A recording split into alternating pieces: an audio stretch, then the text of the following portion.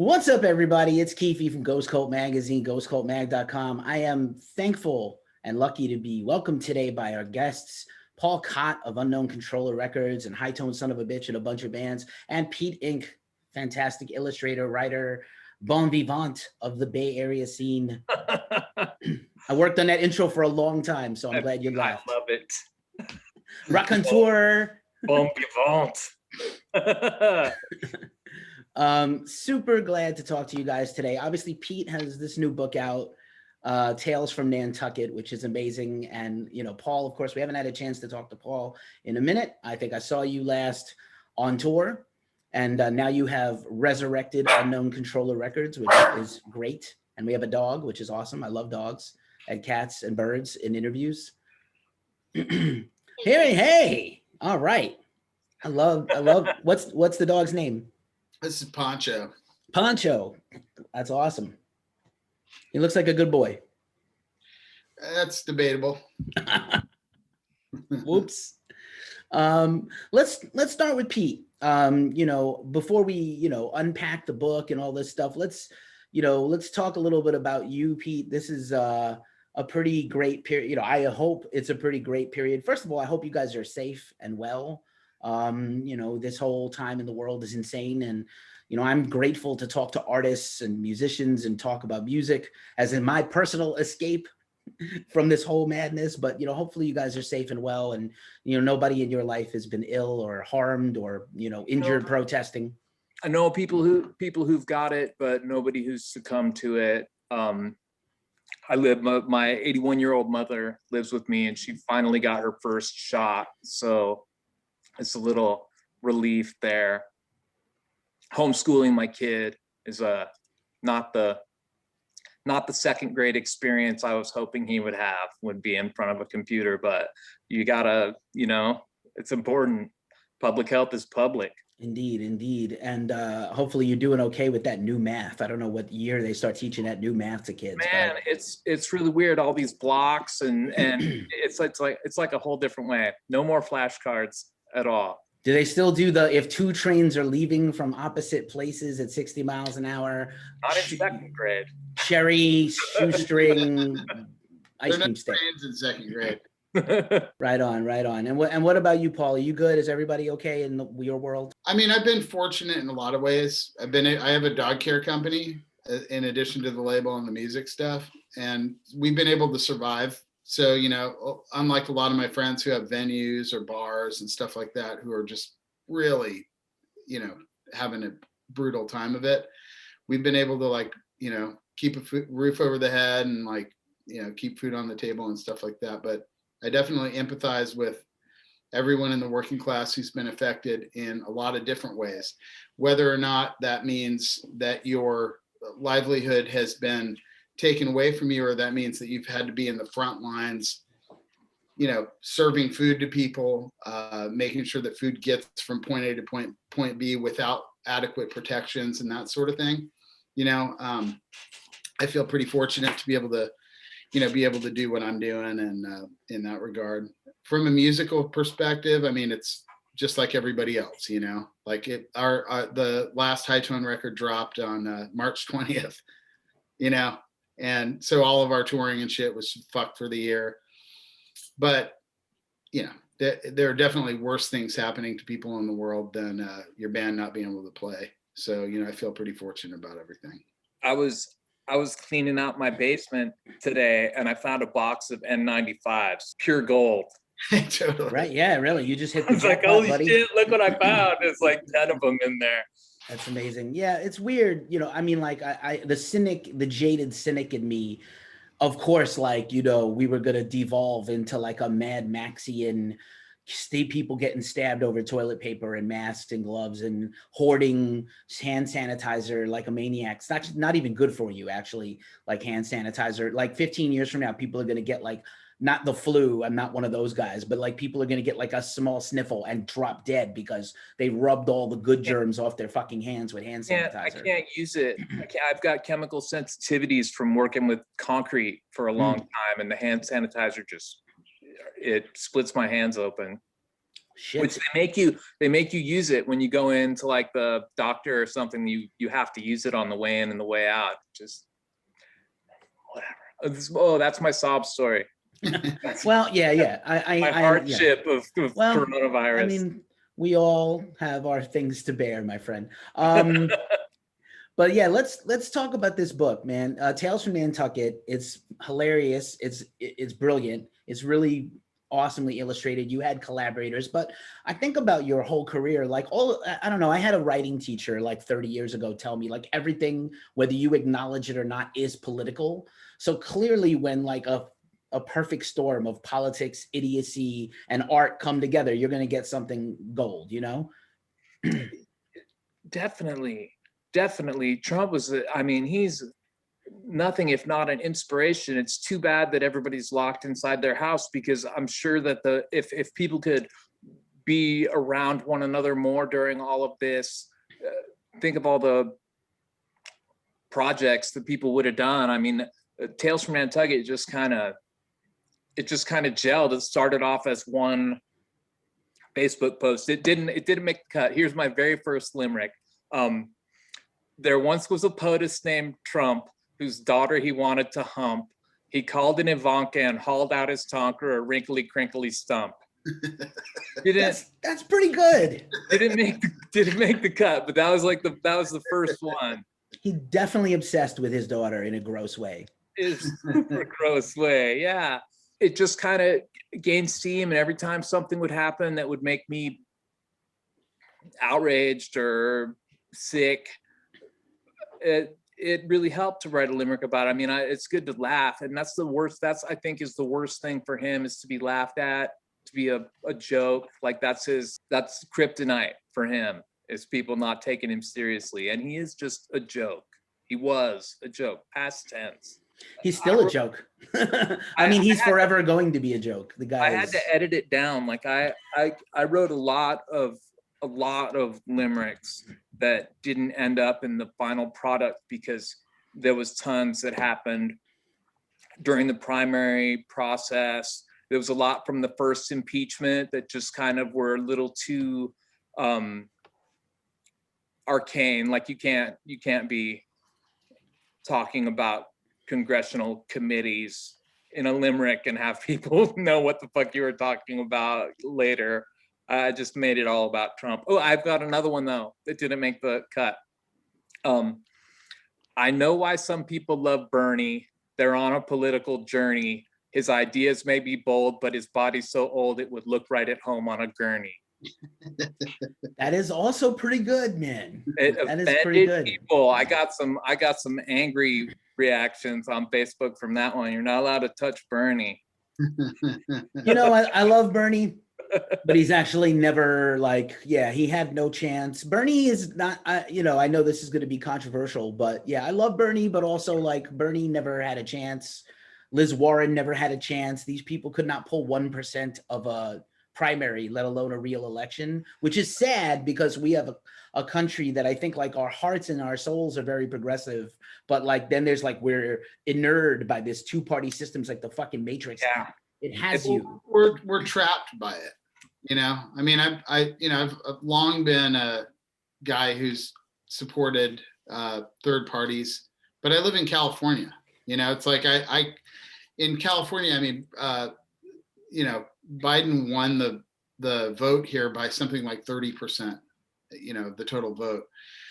It's safe to be able to advocate for that stuff. It's very difficult to build a third party in the United States. I gave Elizabeth Warren $20. I like the way she talks. She doesn't talk to you like you're stupid. I like her. I know she was never going to win, but I donated anyways because I thought it was good to have a female voice in the conversation in the first place. And plus she's just so brilliant and can explain complicated things. And she's a teacher, right? She can get out in the weeds policy wise and make it make sense. I think that's just important, man. But I think like what you were referring to, the idea. I had a poli-sci teacher who told me the same thing, that there was a girl in the class. There was a girl in the class who said, I don't like politics. And she had on a pair of sweatpants that were like pink brand sweatpants. And he said, look, your sweatpants are political. You're making a statement to the world that's political, Right. And, the idea that like the shut up and rock contingent, like that sort of idea that like, don't talk about anything, just play music. I don't know what people who say that think that any of the music that they've ever listened to was about, but it's always been political, at some level. And I think Oh man. especially like in the scene that Pete and I both came up in, where like, whether it's Gigi Allen or, Annie Schism, like, there, this whole breadth of expression in some way is political. It's a reaction against the status quo, and it's a statement of individuality and freedom. Those are inherently political ideas. Just even like, don't tell me what to fucking do is political. So I mean, all of that stuff, I think, really matters. If you're gonna look at the genesis between politics and music, and that's one of the things that really struck me when I started seeing Pete's limericks, because he started posting them on Facebook, on social media. And so, it just became like something I would look forward to seeing, like what the next one was going to be, because it's this like really specific voice, coming from like the world of punk rock, and filtered through kind of this like alternative way of living, and it's just completely, in many ways, politically incorrect humor. It's like, it's really just ribald, like, no fucks given kind of, take on things, but also in the format of this like really grammatically proper, Oh man, like, a limerick is super hard to write compared with like normal poetry, where you might be going like a couplet of A B or A B C B, which is even super easier. You've only got to rhyme the second and fourth line. But a limerick is 9A, 9A, 6B, 6B, 9A. So you've got to find 3 words that rhyme and 2 other words that rhyme and put them together, and it needs to be the right. If it's the wrong number of syllables, the whole thing is ruined. So it's a super strict, like, it's not easy. You know who wrote limericks?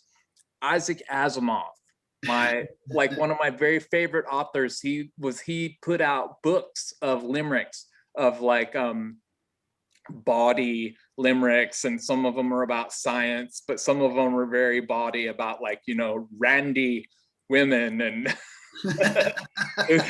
I found a book of his limericks, I ordered it on eBay, and some of them are pretty funny, but I mean, it's Isaac Asimov, right? Writing limericks. That's amazing. Pete, at what point did a couple of limericks and these great, hilarious graphics, some are actually just visuals and some of them are cartoons and some of them are just its own little visual thing.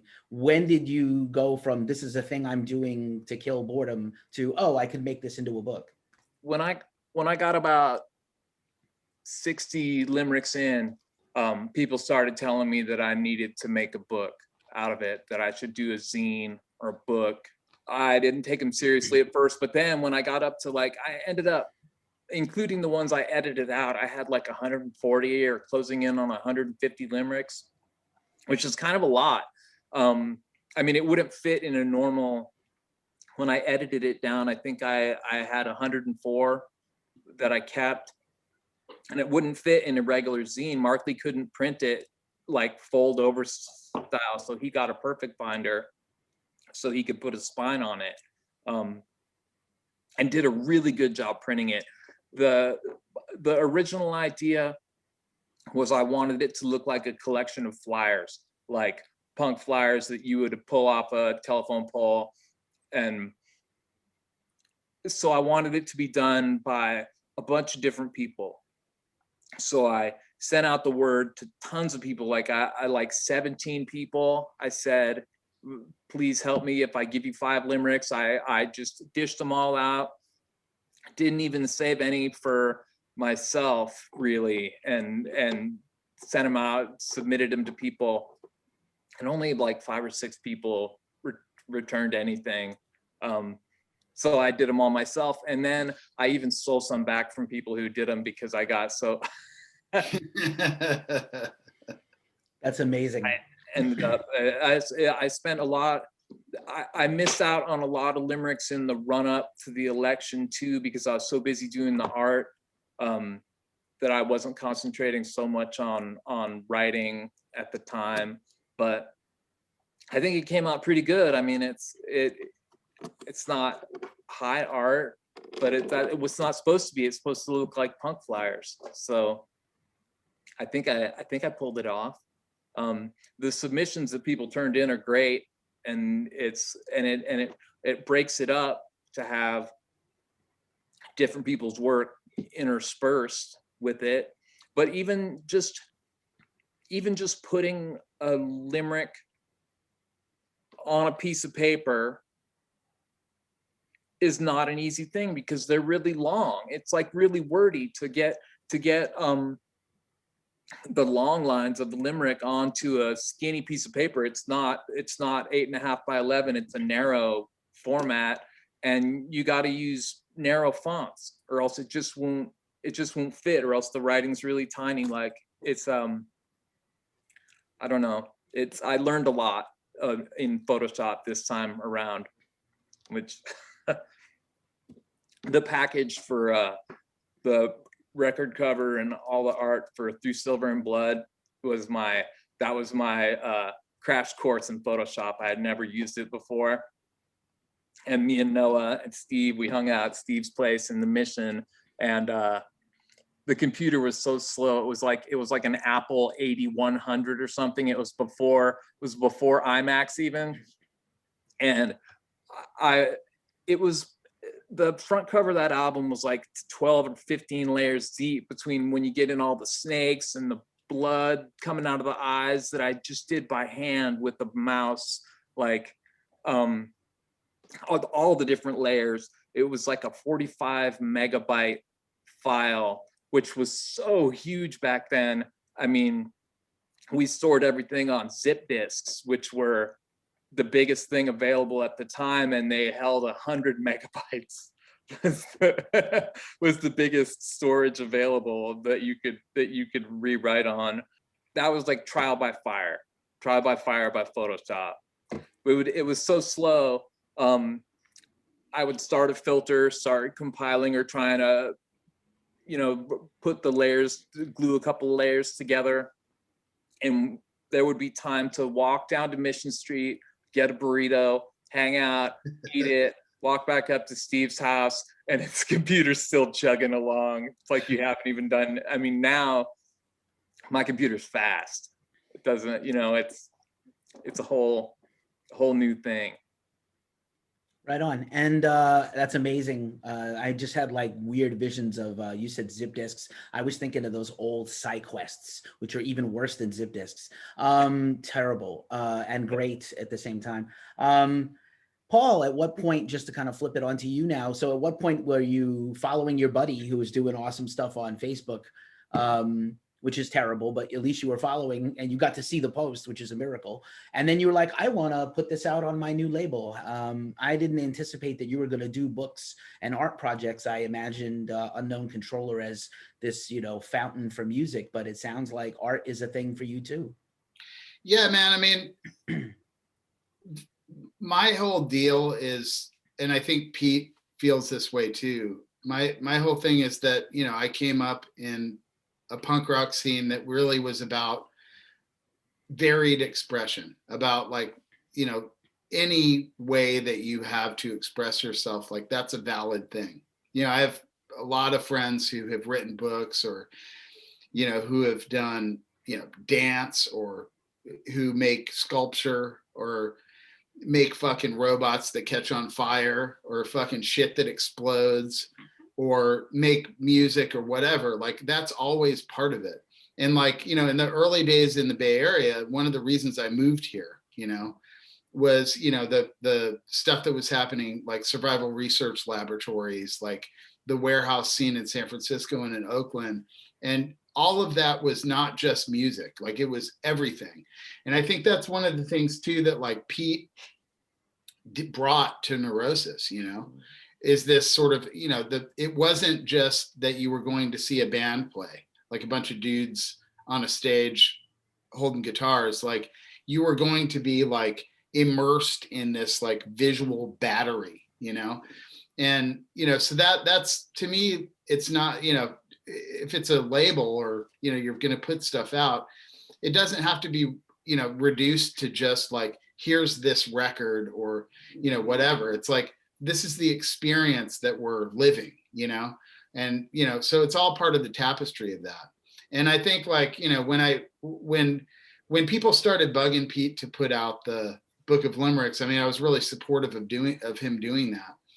And he kind of just did it, man. I mean, it was like, he really, you know, Pete drove the fucking boat completely on this. I mean, I've helped him to distribute the thing and, you know, I've helped him with the promotion of it, but I mean, it's his fucking project, you know? And I think a lot of the stuff that Unknown Controller does, like the whole idea of it is people are going to do what they're going to do. Like, you know, the reins are free, you know, there's no like, you know, you have to do this or let's try to fucking make it more like this kind of thing. It's like, you know, I really, you know, the whole idea is like, if somebody's doing something fucking cool, you know, then I want to, you know, try to help make that be, you know, available to the world. And I want more people to fucking find out about it, you know? That's awesome. And was that kind of born out of your own personal experience in the music business, or you just, that's part of who you are? You want to make sure everybody gets a chance to be heard and seen. I think like when I first like, you know, when I was a kid growing up, like playing in punk bands and stuff like that, I mean, the live shows, like, you know, I was a teenager in Maine, you know? And so when I was out there, like small fucking town, there was nothing happening. We started doing shows and, you know, within like a couple of years, there'd be like 500 kids at these shows. We'd have like Drop Dead and fucking Born Against and bands like that, like coming out and like coming up, you know? And, you know, I didn't really know like how you did that, like I knew how to put on a show where I lived, but I didn't know like, how do you make a record, you know, like what's the process of this? And when I moved to the Bay Area, this band that I was in, Medication Time, one of the dudes in the band, Mouse, was in a band called Dystopia, and he was in a band called Mind Rot, and you know, he was kicked out of Mind Rot and decided that he didn't want to go the route of being like a band on a label. Like he was going to do it DIY punk rock style, fucking all the way. So he made his own records, started his own label. And so playing in a band with him, like I saw how he was doing it. Like he was just fucking doing it. And that's really like, to me, that's the ethos of DIY. That's the whole fucking idea, is like, you know, just do it, you know? And I think like that's my mentality and that's what I support, is the idea of people just like doing what they do, doing their art, doing whatever they fucking, you know, feel. And I want to support that if I can. And I think this project definitely falls into that category. Like I said, like this book, I mean, the first run of the book, Pete just printed it. Like he just made it. I helped him distribute it, really. You know, it's his fucking thing, you know? And that's what it's all about. This is a DIY project, fucking start to finish, you know? Awesome, man. And that spirit obviously is, you know, obviously goes through everything both you guys do. And just to piggyback off of that idea, I wanted to kind of talk about the East Bay, because I feel like the East Bay is such an area in general, the Bay Area, but the East Bay in particular, like Oakland, Berkeley, always has that like real, obviously, you know, true political history, Frisco as well. And obviously it you know, definitely influenced hardcore punk and metal and thrash and pop punk and all these different things, and even other genres, R&B, jazz, whatever. You know, there's all this melting pot of art, but also politics has always just been a thing for this area of the country. And it just, like I said, it just feels like looking at some of the limericks and just thinking about Trump and thinking about what you guys both do. Obviously, like this area of the country is a huge part of like your makeup of what you do now, even if you're not from here originally. There was definitely, I mean, I lived in Southern California, but I ran away to Berkeley in 1984, you know, to be a homeless Mohican. And the scene was so hopping. I mean, there was so many people. I just showed up and like met people right there at the panhandling spot who I still know to this day. You know, like a lot of my friends went to Berkeley High. I would hang out with them when they were cutting class. We'd smoke pot. Like I've known Noah forever, right? I mean, he played. I never did lights before I was in Neurosis.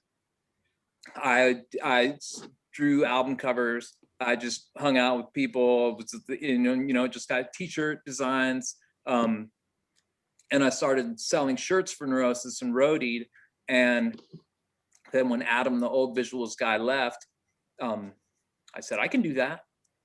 But I had never touched a slide projector or anything film at all until I did it for Neurosis. And Noah was the guitar player till he joined Neurosis.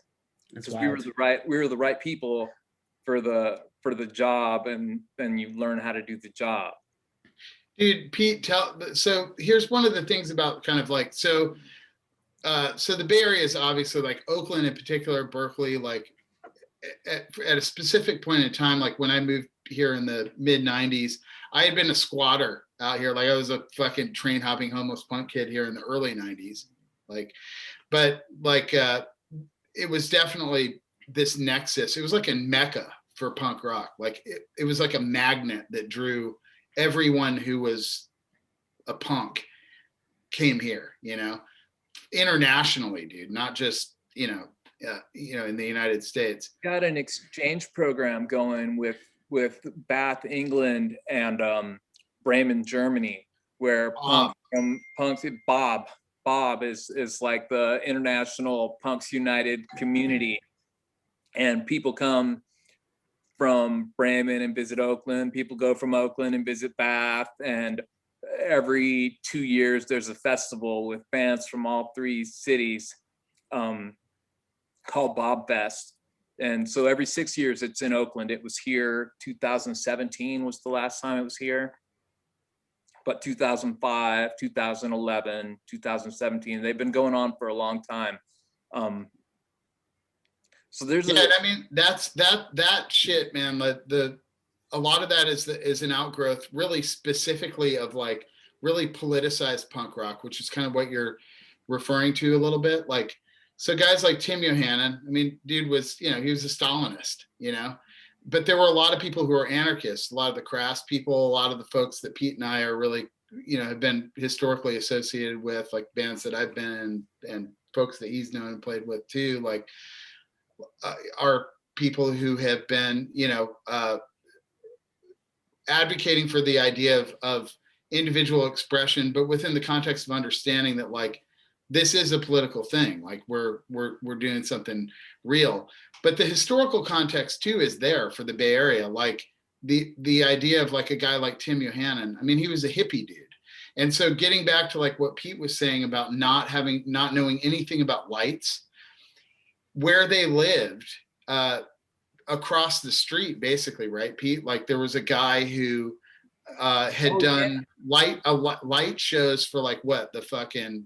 His name was Walter, and he was like a 60s light guru. He did lights like oils on the overhead and slides and film he did it for Big Brother and the Holding Company and Jefferson Airplane. And he lived right across the street. Dave and I lived in a house on Woolsey Street, 2 blocks from my house right now. And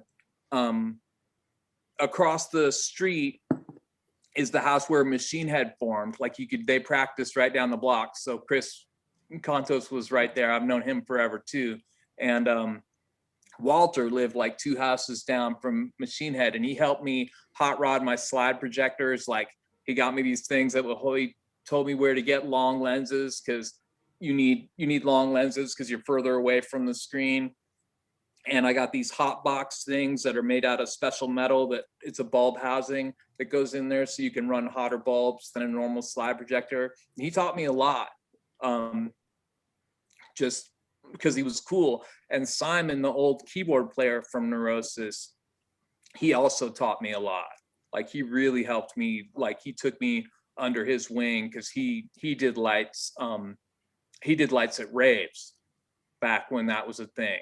And so he taught me, he was part of my crash course in lights. He really taught me everything I knew, and him and Walter. Dude, it's weird to think. So that's something I think a lot of people don't really understand about the confluence of all these different, social experiences that were happening in the Bay Area at that time. Like, so Pete's talking about like, early rave scene. Like when I was a squatter out here, when I was a kid, what that meant was abandoned buildings and like straight up illegal shit, Oh yeah. I wasn't into the fucking music. I like the drugs, but I wasn't, but it was still like, it was something really fucking crazy that people were doing that was really an outgrowth of sort of like art community stuff. And so like the hippie scene too, I mean, there were a lot of radical fucking politics, a lot of people that were just, I mean, people wanted to fucking really completely have a revolution, And, a lot of that was like driven by music, art, fucking, all that, everything, And so, having the sort of legacy of, the outgrowth of the punk scene, the history of like of radical politics and the hippie scene, these people that were doing like completely different things that weren't just some genre fucking specific thing, but just, this sort of melding of all of these different just radical cultural outgrowths, like all that stuff like pouring together and being able to inform the idea where everybody's like, hey man, check it out. If you want to fucking do this, get a longer lens. Like if you want to run your bulbs hotter, that's the thing. Like when Pete started doing what he was doing, like when you would go to a Neurosis show, those are the shows for me that was the era of Neurosis where it was like you were just bombarded, dude, overwhelmed with this, just like it wasn't polished, it was a bombardment. It was really made you feel what was being expressed. It was part of it. It wasn't a layer over it. It wasn't like a screen behind it. It was part of like the whole, it was an experience, and to get from point A to point B, but to get there, it took all of these different fucking weird cultural connections that are like tenuous. Like Walter fucking lives across the street. I mean, how the fuck, like, what are the chances of that? It's like, well, it's the East Bay, dude. Berkeley is Berkeley. Like I had a friend who lived next door to Wavy Gravy. Yeah. I know Dwayne Allman's daughter. Fucking A, right? I know Country Joe's daughter. Like there's a whole second generation, third generation, fourth generation. And when things start to get boring, there's always an influx of new people. Like Christ on Parade broke up. This was a big blow to the East Bay scene. And like Neurosis had formed, but Christ on Parade was around before them and they played over them. And then Christ on Parade was over. Neurosis filled the void, but there was definitely something missing in the scene. Then all these people moved here from Arkansas, like half of Little Rock. Fucking Iconochrist. Oakland. Yeah. And then Iconochrist was there. All of a sudden we had an East Coast hardcore band in the scene, and it revitalized the scene. Then after Iconochrist had been here for a couple years, half of Santa Fe moved here. Many bands from Santa Fe, Grimple, who went on to be Watch Them Die, and his band 23 More Minutes. There was people from Santa Fe. Like a word salad, Word salad. Yeah, there's like there was a whole influx of Yeah. New Mexicans who are still here. Like Mark Lee is from Arkansas, the guy who printed Tales from Nantucket. He played drums in Iconoclast. He's played drums in, I think may have played drums in every band. I think It's he's great. drummer for hire, but he also runs an underground print shop. That's amazing. Wow. There's a lesson in here that just, when you don't have such a structured society and you bring creative people together from everywhere, there's no imagining what you can achieve when everybody's kind of united and down and just cool without all these structures and BS. Well, I think that's true, man. I mean, that's kind of the situationist idea, right? Like under the paving stones, the beach, right? The old graffiti and from the rebellion of 1968 in May in Paris. But I think Oakland has changed. It's still a really fucking cool city to live in. The East Bay is really cool.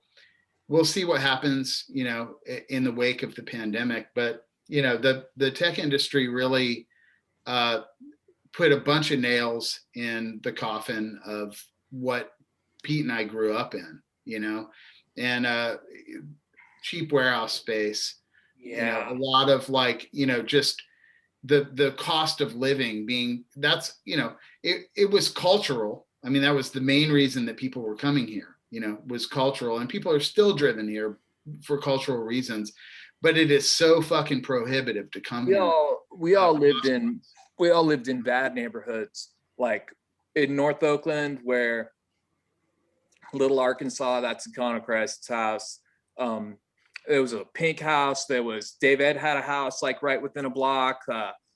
There was maybe like 10, 12, 15. Everybody had a house, dude. All within walking distance of one another. Like a whole punk neighborhood. I mean, we really have nobody to blame but ourselves, because it was a pretty dangerous neighborhood when we moved in. But I think that a lot of neighborhoods same thing happened to the Mission in San Francisco. You get artists in there who pave the way, and then all of a sudden it's okay for white people to live in the neighborhood. It gets taken over. You get priced out of the neighborhood that you used to live in. Yeah, that shit happens, man. But it's like, I think that one of the factors here in the Bay Area is that there was always the devil knocking at the door. Since the early 80s, even before that, really, the tech industry in Silicon Valley was just kind of, the tendrils were expanding. You look at like Detroit, a place like that. I mean, I was born in Detroit, and there are still there are a lot of people, artists and musicians that'll move there. You can move into pretty much any neighborhood in Detroit. Nobody's going to come in behind you. Like it's not going to fucking happen. Because it's just there isn't industry there. There isn't like an economic reason for that to happen. And I think that the unfortunate thing about the Bay Area, not to opine about this too much, but neither San Francisco or Oakland, from an administrative standpoint, really ever cared about the art scene that was driving the growth of their communities. And I think, as we've seen gentrification displace huge numbers of people in the Bay Area, we're like, pre-pandemic, I'm not sure what the numbers are, but pre-pandemic, we're talking about 28,000 unhomed people living in the Bay Area. I mean, I grew up in a city that had less people than that in it, so we're when you're displacing this many people, most of them Black and brown,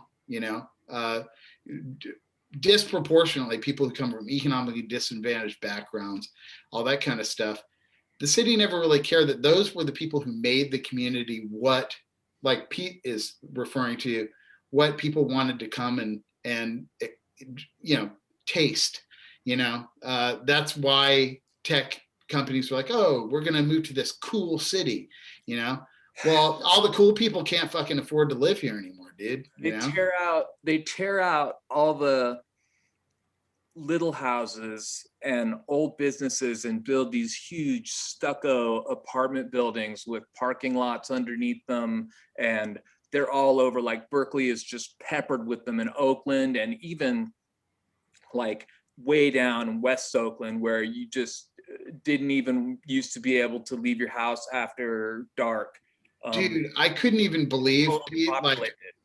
dude, Pete, I was down on Helen Street where the Kruger house used to be, and it's like right off Peralta, you know. When the first like condo moved in down there, I was like, oh, that's just an invitation to get jacked. Like like, who's gonna move in there? You know, there's nobody. It's never gonna happen. The whole fucking neighborhood, dude, is now these massive condo complexes, and then in between them, there will be like one house with like an African American family who's are like holding on by the fucking, you know, skin of their fucking teeth or whatever, you know. But it's crazy. It's like, you know, Mercedes Benz is parked, you know.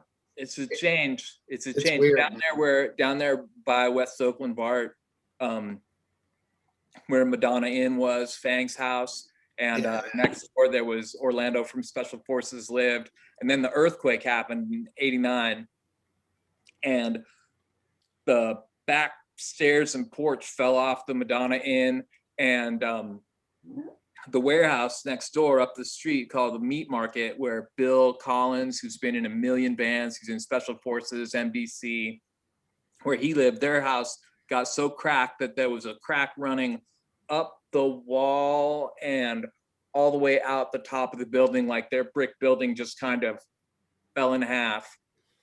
They got $1,400 from FEMA to relocate. $1,400, their whole house, the whole warehouse. That breaks my heart, dude. I will say that this entire segment of this chat reminds me exactly of a conversation I had on my music industry podcast a few months ago with Martin Bisi, where we were talking about this exact same thing in New York. Like, oh yeah, you know, gentrification happens, but like you don't have to push out, you know, native people from that town. That's what makes New York, New York. That's what makes Oakland, Oakland. That's what makes San Francisco, San Francisco. The people. And it's not like a resource you can move around like a chess game. I understand that gentrification happens, and that's a whole other conversation, but I'm glad you guys are my people. I'm right there with you. For real. Well, it's interesting to think about that idea because now, you know, one of the things that also has happened in the pandemic is that this idea of work from home has become really prevalent. So the question is like, what binds me to a place? Why do I have to be somewhere? And the reason we are anywhere is because of the culture of the place we're in. So if you don't care about the culture, then you're going to lose it. Like that's it. You know, you played your fucking hand wrong. It turns out these people don't give a fuck about you. All they fucking care about is money. So, you know, if they have the opportunity to be able to make their money and live wherever the fuck they want, your community is just left bereft. You just fucking ripped everybody off and fucked it all over, and you have nothing to show for it. You know, rents are coming down. Yeah, people are fucking leaving. Rents in San Francisco are falling, and all these big buildings that they put in for techies are sitting there empty, like ones that they just finished building, and now everybody's working from home. And if I could say live in Concord or Crockett, somewhere outside the Bay Area, and own a house and have a yard instead of living in a one-bedroom place in Oakland or San Francisco, why not? As long as I'm working from home. So I think there's about to be some kind of a housing glut around here as people flee the area. It's the problem is all the normal houses got taken out and replaced by these big stucco monstrosities. Shithole fucking place. Like, who would want to fucking live in one of those fucking nightmare? That's like living in a mental hospital, you know? Right on. For some reason, the dog wants to be heard here. as we wind this down, I want to give you guys back your night. But brilliant. Thank you for bringing this up. It's so needed to be, I love that a lot of our conversations lately are getting to this point because, we're on the front lines as art centric people. We live lives too. And, we feel and think about these things. But Pete, obviously the book now, what else is on tap for you? I don't know that you're like a virtual book tour kind of person, but would you read some pages from the book like on a live stream or something? How do you get the book to people and give them a little more of yourself in a time when you can't go to a bookstore and hand it to somebody? This is something that I haven't even put any thought into at all. Like it just kind of happened. Like I don't see myself doing a reading. I mean, they're fucking limericks, right? Like I can get a turtleneck and a pipe and go read my poetry. An ascot. Like I don't know. I think the zine format is kind of well suited to it. I mean, it is what it is. It's a punk rock product. So I mean, I can't get too far up my own ass about it, really. Right? It's super lowbrow and making fun of the president's dick, I mean, that could have been the whole book. I mean, really. This is the most frustrating part of writing limericks about Donald Trump is there is no rhyme for orange. Fair.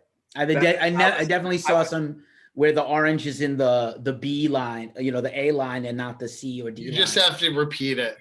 Tangerine is a good 3-syllable word. You need a lot of 3-syllable words when you're writing limericks. So there's tangerine is in there a bunch. Yeah. If only he was like a burnt sienna instead of like a baby shit tan. Maybe it would be a little more like if you want to get really arty Pantone colors out, get the Pantone book out. I think when the wheels were really coming off towards the end there, I think he had switched from spray tanning to some sort of spread towards the end. It got real. Wisconsin Pride cheese. Like he was looking really, really waxy. Right on, man. Right on. Paul, what's going on? What are obviously you got the label now. What's going on with your music? Is there anything coming we can look forward to personally that you feel like sharing right now? Or yeah, man. I mean, we did High Tone did a couple of live sets up at Hallowed Halls where Billy does a bunch of records. We had Barry from MDC kind of ran a crew that helped us with the video and shit like that up there. So we did a couple of live sets. And the cool thing about if you're on tour, you can't just have like all your friends come with you, and do like guest stuff. So one of the kind of like unexpected things that we were able to do is have a bunch of our buddies show up and join us. And so for the first set that aired as part of this Mutants of the Monster festival, Andrea from Holy Grove joined us for a song, and Rob Wrong from The Skull joined us for one. And then the second set we're still kind of mixing and putting together, but Matt Pike came in and we did a Colossus cover. And it's pretty fucking cool. And so that's going to be dropping, fairly soon. So that's something for people to keep an eye out for. Was that shirtless Matt or Matt with a shirt on? I captured the Matt with a shirt on, like it's kind of like Bigfoot, you have to like put out a special trap, but I managed to capture it. And so, I think it's a wife beater though, it's like partial shirt. It'd be awesome if it was like a half shirt, Awesome. I would love to see Matt in a Hawaiian shirt. That's my goal in life. Yeah. A really bright one. I've seen it. It can be done. Enough mushrooms and like, a little bit of coaxing, you can get there. All right, awesome. Hey, Pete and Paul, thank you so much for hanging out with Ghost Cult. Pancho the dog too. I appreciate all three of you. This has been amazing. Maybe next time we can do this in person with some beers or coffee, whatever you guys like. That would be nice. And Sounds good, man. I'm, I still believe in people and I believe in artists and art and music. And I appreciate the both of you for sharing all your stuff today, not just talking about the business and what you have to promote, but this conversation was really important. And I needed to be part of it today. And I appreciate you both. Well, Okay, man, I really thanks appreciate for it. doing it. Thank you guys. Have a good one. Thanks for hanging out with Ghost Cult. All right.